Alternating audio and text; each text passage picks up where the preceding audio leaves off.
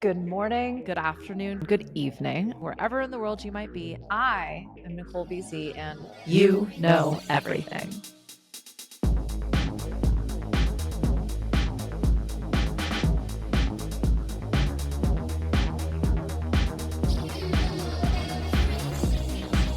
Oh, we are live. Hello.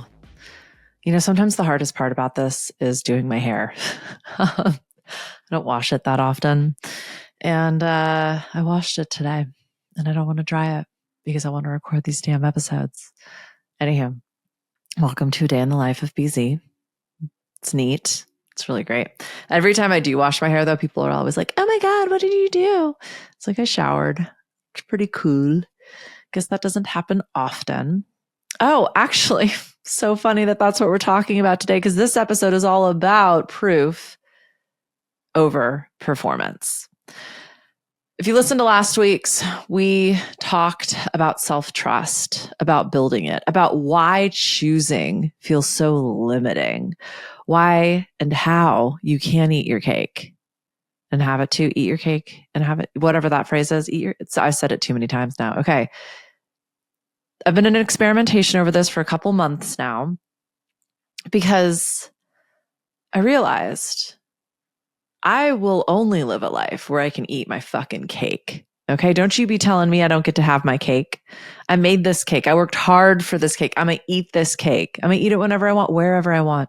I've been really stripping back some of my childhood lessons because they were taught to me by people who wanted very different lives than me. And I think more importantly than they wanted different lives for me is that they were living in a different time. And maybe they couldn't have cake. I don't know. I'm pretty sure they could. Pretty sure they grew up in the time when like Betty Crocker was like, let me show you how to have all of the cake. For a long time, modern life rewarded momentum. Faster, now, harder, more, again, repeat. You could look busy. You could look booked. You could look like you were healing. You could look strategic. You could look visible. You could look deeply committed to your own growth or the growth of those around you, or the growth of your community, the growth of your own spiritual life. But you could still be jogging in place. You might be on a fucking treadmill. And yeah, sure, looks good. You're breaking a sweat, but you ain't going nowhere. Doesn't matter how fast you're running. And I really watched this happen when sort of digital tools hit that, when, social media, streaming services, graphic design hacks like Canva. Like, you could build a personal brand without a body of work. You could release an album without ever having played a song on stage. You could have an entire merch line and you don't have one customer, client, buyer, fan, audience member, anyone. You could learn the language of transformation without changing a damn thing. And you could perform initiative at work by simply playing the part. You're highly responsive. You're widely available. You're visible. You're answering all the fucking Slack messages, but you're not actually doing anything. I bet you know someone at work who's like that. The CC all person. That's right, Cheryl. We're looking at you. And that worked. It worked for like a long time. It worked long enough for someone to tell me, one of them's told me, you can't have your cake and eat it too. That bitch ain't even making cake. Okay. So this is also why some people who showed up a little less professional, God, I keep hitting this microphone, who swear, who wear t-shirts to work, who only wash their hair once a week, they might struggle because they're not focused on performance. They were actually focused on productivity. I think you can relate to this. Looking serious counted as being serious. Looking in demand counted as being in demand, as effective. Looking self-aware counted as actually changing. Doing the work counted as work. But Even busyness itself started reading as a status symbol. Research from Columbia Business School found that people often infer status from visible busyness and lack of leisure because it signals being in demand, competent, and ambitious. But now, ain't nobody got time for that. It is really busy. The economy is tight, attention is fractured, and AI can probably do it faster. It can generate a polished imitation of thought in less time than it takes for most people to form a thought. And everyone is optimizing something. Everyone is managing something. Everyone is the CEO of something, which just means that the old signals do not signal much anymore. The costume, jewelry is tarnishing. So then we must ask, what is the evidence you have for your way that works? Not what you hope to do, not what your Instagram bio says, not the books on your shelf in the back of your YouTube video, not what you think they want to hear, not your Zoom intro, not what looks promising from the outside in, or what would even make a compelling caption. I'm asking what leaves a trackable footprint. And that's what I want to talk about today. The difference between proof and performance, between living a life that can be described persuasively and living one that produces visible, measurable, reality-based evidence that something is actually changing. I think a lot of people are exhausted, not just from the work itself, but from trying to look like the kind of person for whom the work is working. I mean, it is a tongue twister. It is a brain melter, my friend. So if that's you, good news. You don't need to be better at performing. You just need proof. So, hot take, the era of visible effort is over. Have you heard everybody talking about authenticity? I mean, I'm not even on social media anymore. It's so fucking boring to me. I can't watch reality TV. I've never been able to because it's just fucking who cares? One of the stranger side effects of the last decade is that we got so good at signaling success that entire industries emerged around the art of looking successful. It's the aforementioned social media and reality TV. Looking optimized, looking busy, looking booked, looking deeply engaged in the noble work of becoming your best self while somehow also running your company, remodeling your home, and having the perfect family around the carefully lit photograph of your dinner together. But secretly, everyone is about to erupt into the evening fight. I can't blame this entirely on media, right? But hey, watch me. Corporate culture had already trained people to perform value through busyness, responsiveness, and stress. Wellness culture taught people to narrate their healing in increasingly sophisticated language. Entrepreneurship convinced half the population that a color palette and a funnel were proof of a viable business. I mean, the whole brand development thing before you even sold something. Okay. Personal development culture handed everyone a thesaurus full of insight and then acted surprised when that insight did not reliably produce behavior change. What emerged is a world full of highly performative people. People who couldn't explain who they are or what they're doing.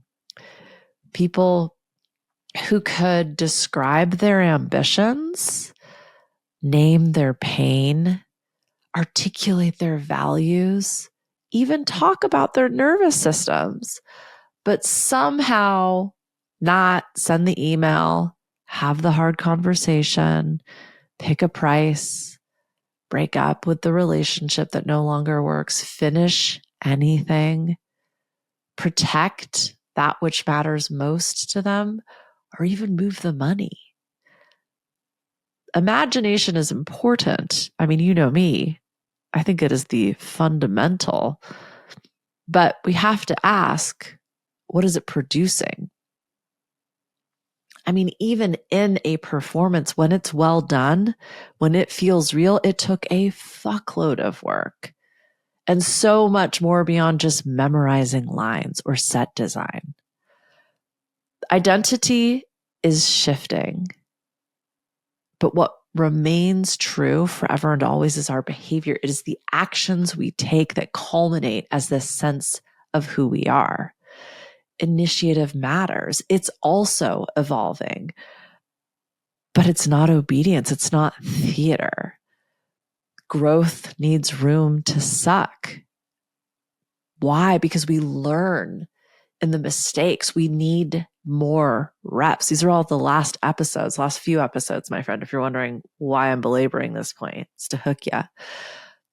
The human advantage will always and forever be very real.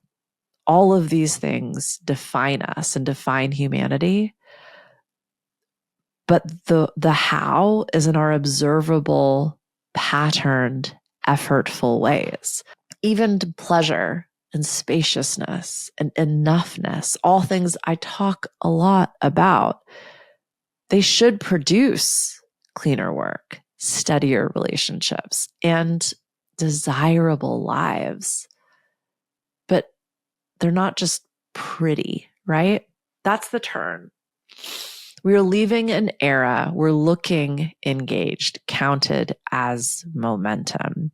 But now the question is very direct. What's the evidence that your way works? And this question cuts deep for all of us who are motivated by self-doubt. We go, well, fuck, BZ. Like, well, that's rough. And oftentimes we jump to the desired destination, right? Well, I don't have the thing, so I don't have the evidence. No, that's not what I'm talking about. Again, like, imagination is fundamental, but this isn't, my favorite fucking episode, Amy Cuddy's Quantum Business Book Club book. Oh my fucking God. As soon as I said that, it was like on the tip of my tongue. I'll think of it when I'm not thinking of it, but it's in the Quantum Business Book Club. It's all about fake it till you become it, is where I was going with that. We'll get there. I'll remember it. That's not about being fake. It's about doing the reps, how you build that self-trust muscle that we talked all about in the last episode. This is anti-numbing. This is anti-apathetic. This is anti-chaos. There's this increasingly, I believe, American habit of confusing an explanation for a result. Like, all we're fucking doing is talking about it. And I'm going to ask you to shush. You shut your mouth when you're talking to me. Just do it. What passed as movement over the last few years wasn't anything. I mean, talking might even be an exaggeration of truth. I think what we were doing was like maintaining the facade. We were identifying so strongly with what was. We were gripping to it. We all kept talking about it. We're all trying to build new structures from old materials. It's like emotional SEO. Very compelling, absolutely recognizable. The AI web crawl nailed it, but it's not what we want anymore. So I think we spend a lot of time here because performance is easiest in environments where metrics don't matter, AKA your job, or like the old business, right? I'm working through this with a client right now. We're trying to figure out, actually, I'm going to use a new example. So I was talking about this with a client who called me yesterday, kind of in a panic. Turns out they're not making enough money. Can you relate? And they immediately went to, well, we need a social media campaign. We need to get, we've never really like done paid advertising. And I was like, well, tell me about what's worked. And they said, well, you know what really worked was some very vocal members in our community. I said, okay, great. Tell me about some things you've done in the recent weeks leading up to this call. We were on Shark Tank. I'm sorry. What? Oh, you were on I guess it's on a national TV show, but it has national TV show reach, right? This is also a local bricks and mortar business. Turns out being on the big TV show, probably the goal, the performative, look at me, shiny things, air quotes evidence, was wildly eclipsed by the most basic business 101 marketing tool, word of mouth. So if someone has limited funds, limited time, low self-trust, should they engage in a completely new strategy that costs money? Or should they do the thing that they know works and costs no money and could happen in a phone call? I mean, that was a stupid question. I think you know exactly where I was going, but like action, performance, proof, bullshit. I was hoping I'd find a P word there, but here we are. Your business isn't broken. Your business is operating in an environment with weak or distorted measures of value. And remember, business can mean anything you take seriously. In this climate, presentation becomes adaptive. So if you're in a space that rewards efficiency and output, get some AI up in there. If you are in a room that wants urgency and chaos, and I know you know what I'm talking about, the trauma bonders, right? They fucking love that vibe. Then you start becoming more dramatic, more victimized. And sometimes they want articulation, they want debate, they want information, they want data and evidence. So you can present the proposal, but none of this moves the needle. And it's not malicious, it's not bad. It's just what this environment has trained, aka where all of us came from. So the costume suddenly becomes more valuable than the person wearing it. What theater, what production do you want to be a part of, right? Call the bluff. Ask whether what is being measured matters. When I asked this business owner what things they'd done in the past, they said, well, we used to throw these really big parties and we had these really big events. And I said, how did that work? How did sales respond? And they said, well, you know what? Didn't. It's where we're comfortable. It's what we've, I think one of the founders came out of like events marketing. But when we looked at all of their marketing strategies, the loudest, the brightest, the most obvious were the least effective. A couple of influential people who evangelized their business could literally double sales for 2 months. She said if they hit those numbers for 3 months, they'd be back in black. And that's when they could really ride the momentum that they could have gotten from Shark Tank. We're going to talk about that in the next episode as well. Why positioning yourself appropriately, why worrying about the proof really matters. Because when that spotlight shines, you want to be able to take advantage of it and you want to have the capacity to be able to do so. But I am jumping ahead of myself back to performance isn't the priority. Get deeper. The absence of evidence matters. If nothing observable is changing, something in the methodology needs investigation. And there is a level of exhaustion we're all experiencing right now. That obviously needs to just get acknowledged, right? But I think it's because, there's many reasons, right? But in this particular context, when we're so worried about being the publicist, but there isn't an actual contractor, like there's just someone running PR, but there's no one in the office to receive the calls.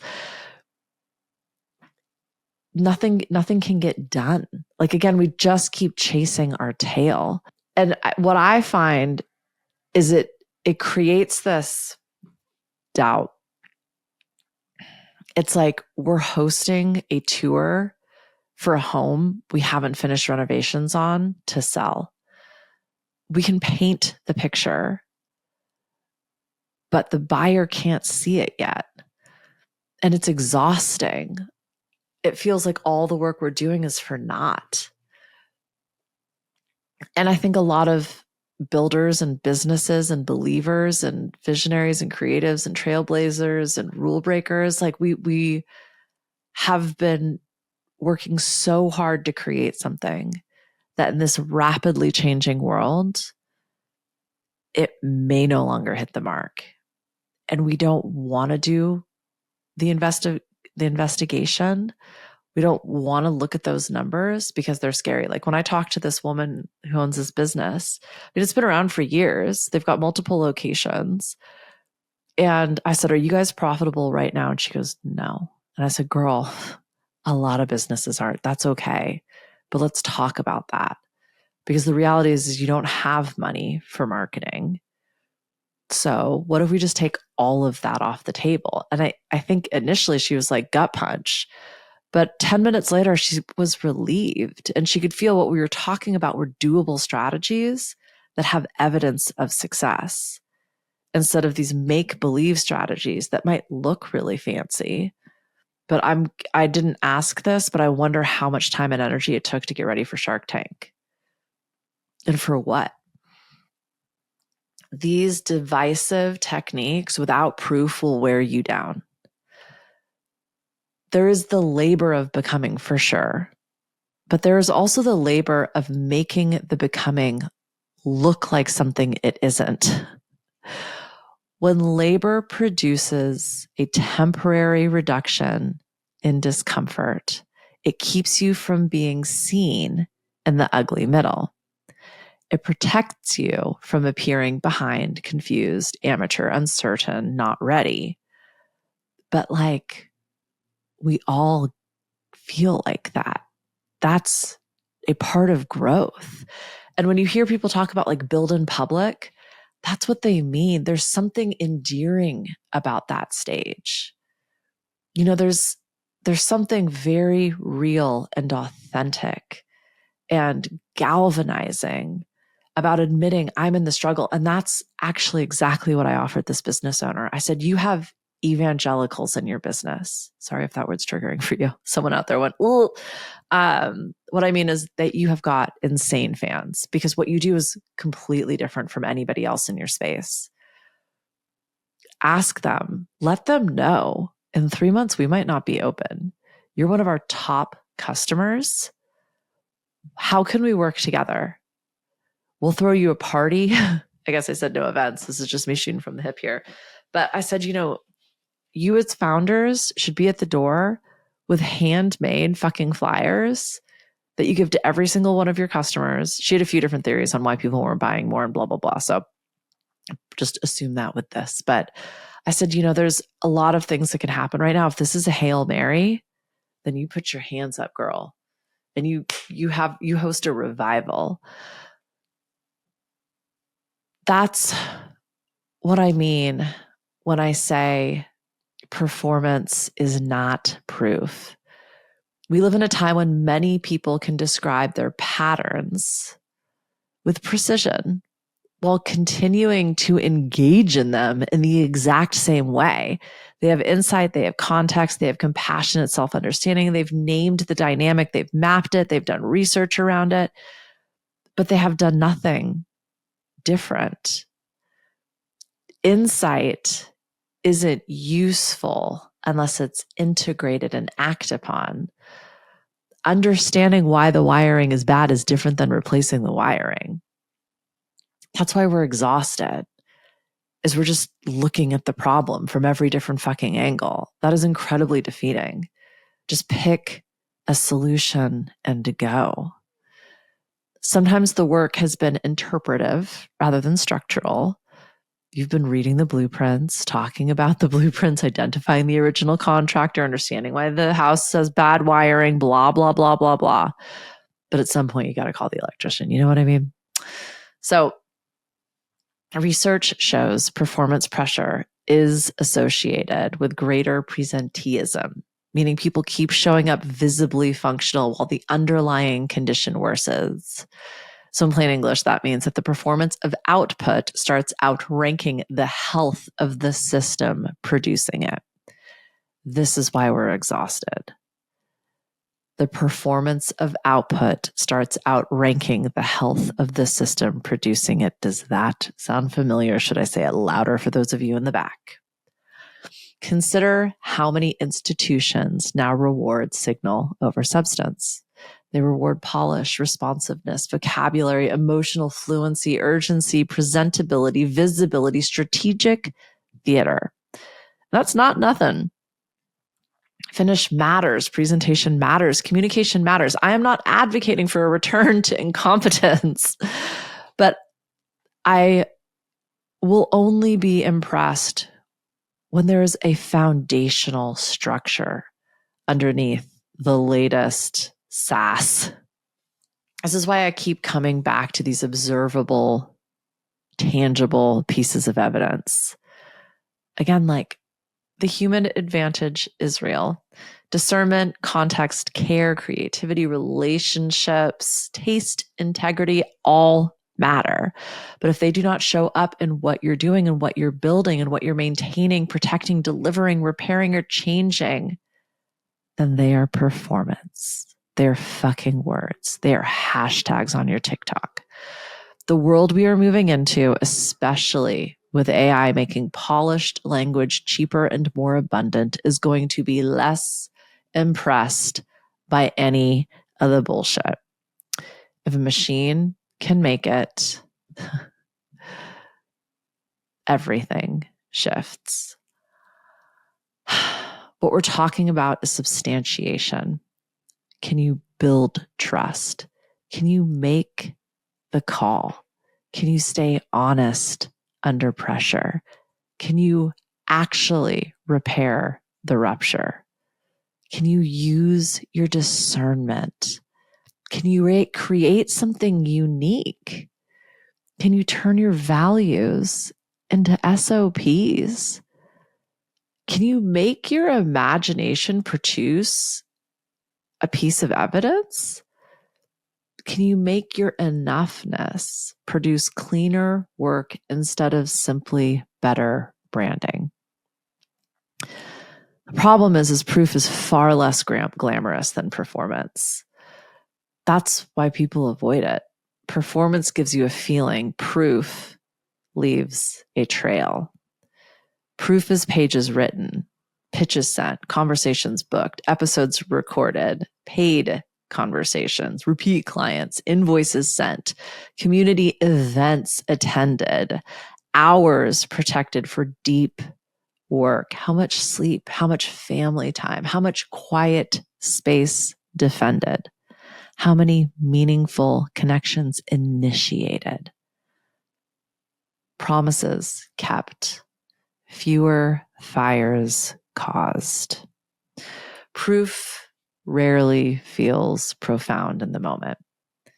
It's usually offensively ordinary. It asks for far less breakthroughs. It's generally a repeatable pattern. And it's not about reinventing or ideating. It's actually just maintaining. Performance, by contrast, flatters the ego quickly. It lets you identify with the person you hope to become before you've actually accrued the evidence to trust that identity or even feel like you can call yourself that version of yourself. This is why proof matters so much and right now.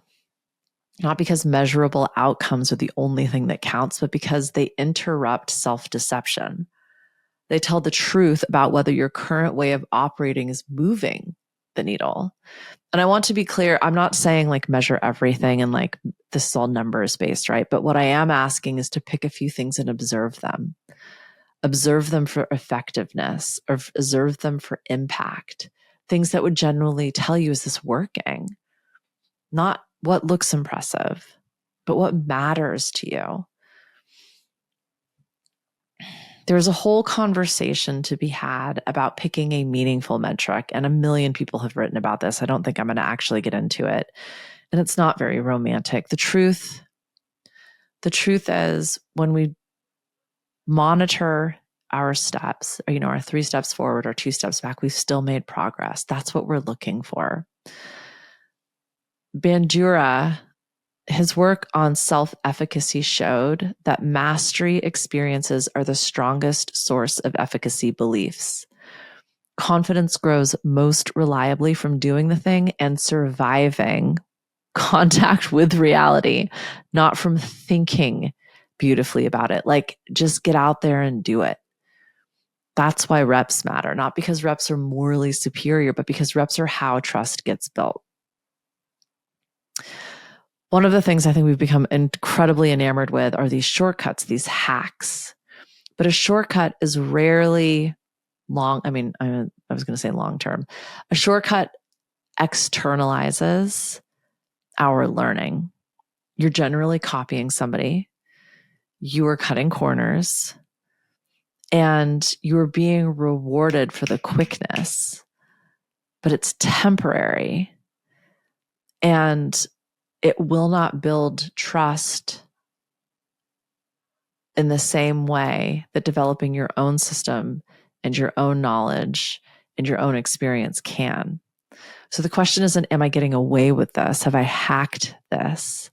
The question is, who lives with this workmanship? I mean, we all talk shit about these like pop-up homes these days, right? There's developments going in all over the place here, especially after the hurricane.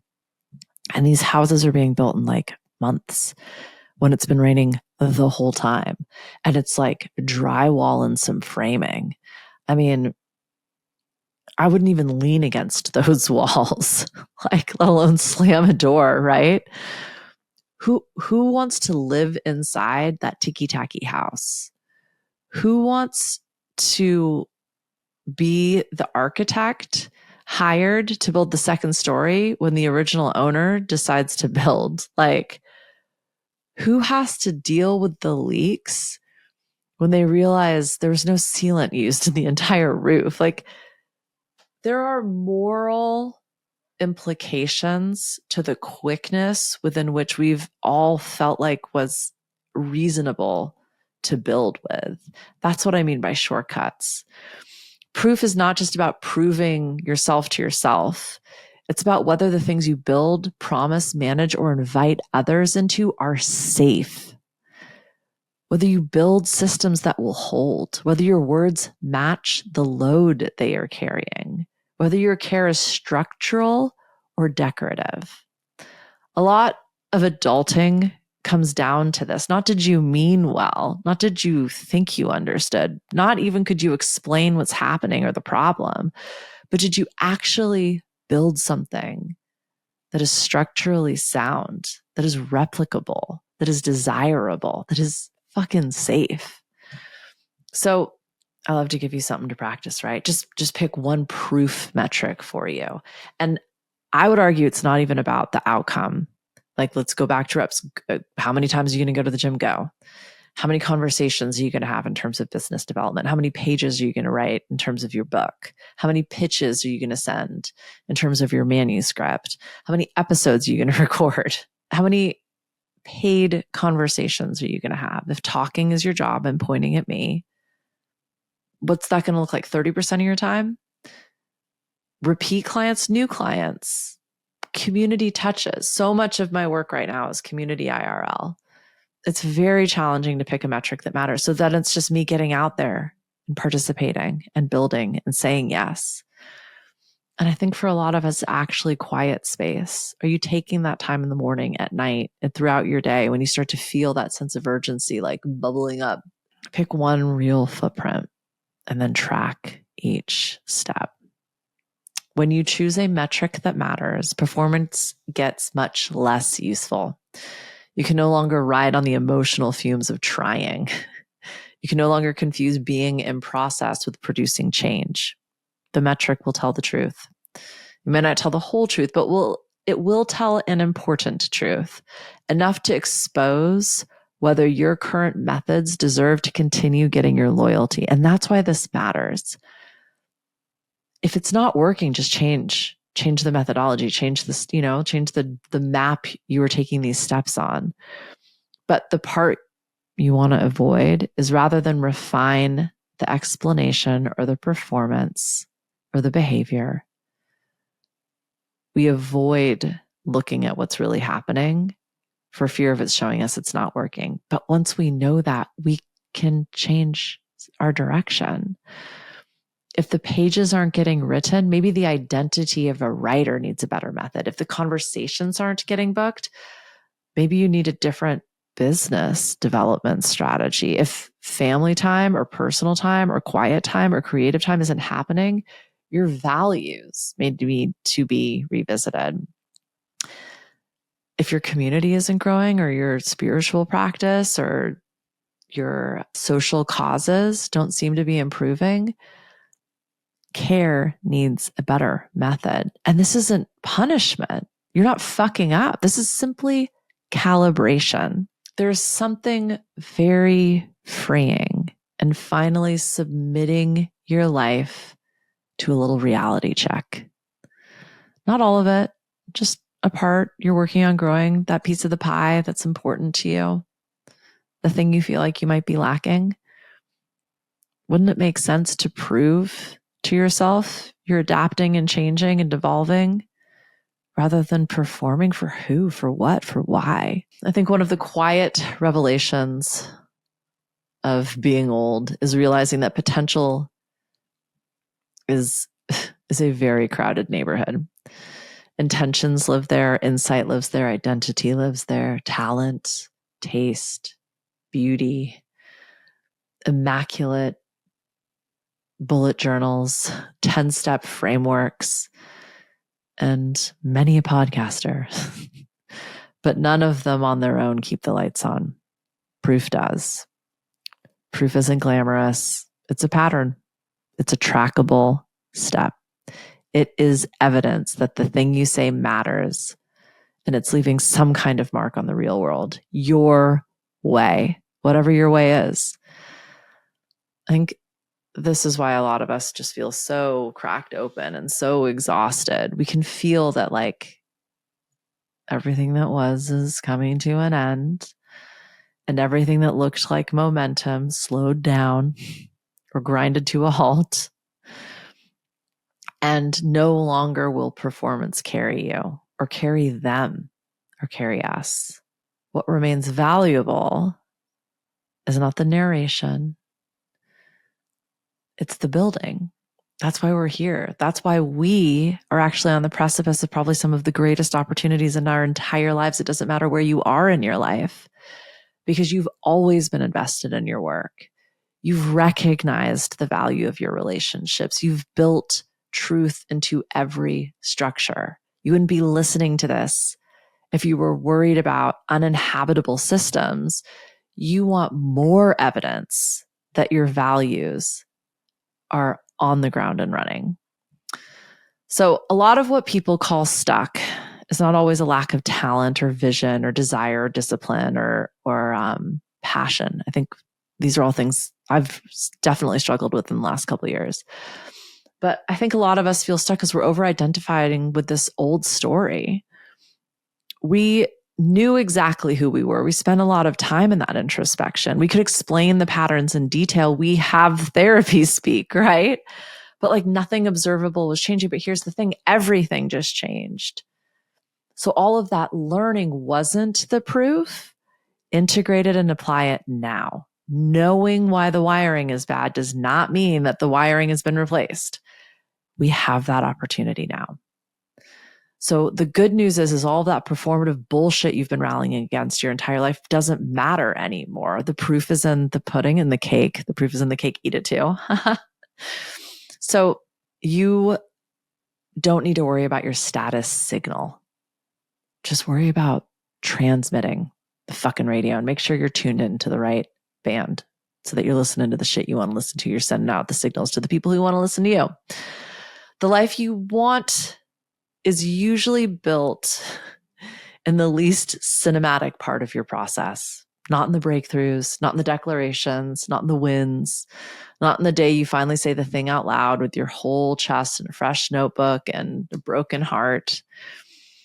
The life you want is built in the repetition, in the reps and the very ordinary, maybe the mildly annoying, the structurally important, values-informed actions you repeat probably every day.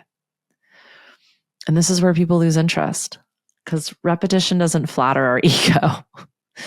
It doesn't feel as profound as the aha moment. It doesn't sparkle like a big reveal, but it is how capability is built. It is how trust is built. And that's where confidence grows. That's where mastery shows up. This is the elegant academic way of saying that people trust themselves more after doing the thing and surviving contact with reality than not. And in teams, the same logic holds. People learn, improve, and perform better when the environment supports real learning instead of punishing the awkwardness of not knowing yet. Those are research studies done by MIT. So, okay, last. If your version of ambition, healing, leadership, discipline, enoughness, success, language, systems, behavior, boundaries, follow through, honesty, relationships, if those things cannot exist within the structure that you've built, what's the fucking point? Something is very off. Your shortcuts are someone else's blueprints or someone else's fucking building plans. And like, fuck that ticky-tacky house. There's no need to shortcut. We have literally no idea what's going to happen next. We have no idea where we're going. Spoiler alert. So the real question is not how quickly you can get it done or how quickly you can figure it out. It's whether each step you're taking can support the weight of everything that matters to you. Can you carry that which you want to bring with you on this journey and leave the rest behind? You don't need more evidence that you are worth it. You don't need a more sophisticated explanation of your own potential. You don't need better language for the life you keep saying you want. You need a trail to prove you're still going. You're still taking those steps. And maybe it's a windy, topsy-turvy, got turned around and lost a couple times trail, but hey, you're still out there doing the dang thing. And it's going to take as long as it takes. Proof is what keeps you moving forward. The least impressive part of your process may be the most important. Repetition is where reality truly changes. The goal is not to present your potential more persuasively. The goal is to build a life that is steady, clear, and livable for you and everyone you want to live with. And then, I don't know, I think this one is the biggest takeaway of all. If your life is rich in thought, but lacking in evidence, you're not stuck, my friend. You're trapped in the past. Like you're attached to something that doesn't exist anymore. Get out of your head. And believe me, I am saying this to me as much as I am saying this to you. Go do the dang thing. Get off the fucking computer. Okay? Listen to podcasts. Just kidding. Turn this shit off. I'm done. Anywho, what are we talking about next week? I did so many fun episodes. I've been like, can you tell? I've just been like in it, playing, having my favorite conversations, and now I can't even find the next one I'm going to talk about. Ooh, I can. This doesn't need to be exhaustive. And in fact, your best shouldn't exhaust you. I'm going to talk about why not, why come, how to make that possible. Thank you so much for listening. Thank you for being here. I love you. I'll see you soon. Bye.